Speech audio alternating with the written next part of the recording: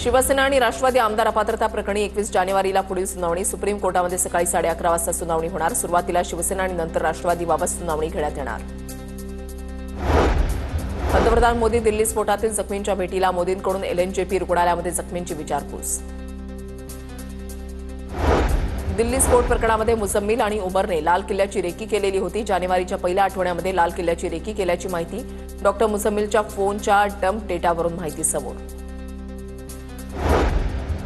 लाल किल्ला स्फोट प्रकरणी आणखीन एक मोठा खुलासा। उमरची I-20 कार 10 दिवसांपासून विद्यापीठ कॅम्पसमध्ये पार्क होती।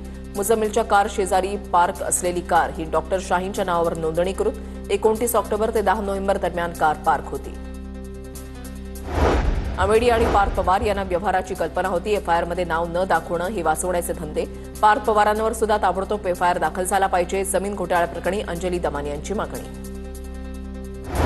अजित पवारांनी उपमुख्यमंत्रीपदाचा राजीनामा द्यावा। राजीनामा दिला तरच व्यवस्थित चौकशी होईल। अंजली दमानी यांची मागणी। तर मी खारगेंना भेटणार आणि सगळ्या गोष्टी मांडणार, दमानी यांचं वक्तव्य।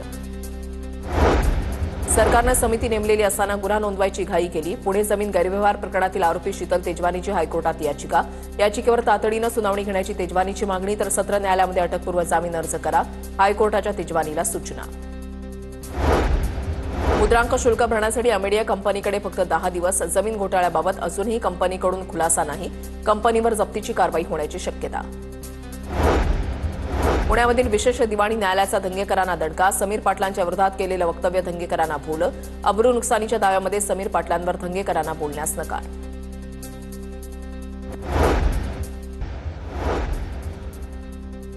ठाणे जिल्हा रुग्णालयाच्या पाहणी दरम्यान आरोग्यमंत्री प्रकाश आंबेडकर यांनी MSCB अधिकाऱ्यांना झापलं। आम्ही इथे आलोय पण तुमच्यामधले मोठे अधिकारीच आले नाहीत, तुम्ही ग्रेट आहात असं म्हणत गैरहजर अधिकाऱ्यांना झापलं।